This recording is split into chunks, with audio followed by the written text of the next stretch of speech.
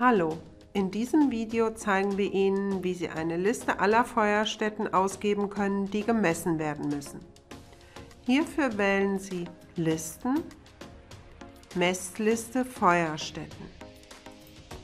Hier können Sie gegebenenfalls Liegenschaften auswählen, Zeiträume eingrenzen, die Messart eingrenzen und vor allem den Messstatus, zum Beispiel alle, ungemessen oder wiederkehrend.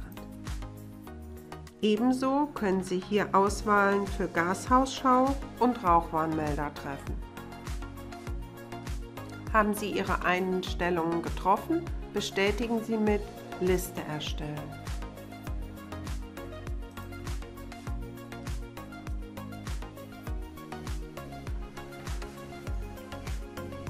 Über Funktionen als CSV-Datei abspeichern können Sie die Liste als CSV-Liste, sprich Excel-Tabelle, erstellen und so gegebenenfalls in Excel weiter bearbeiten.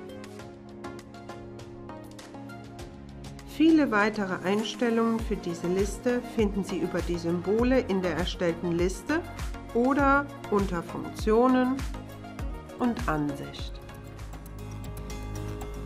Abonnieren Sie unseren Channel und verpassen Sie keine News mehr.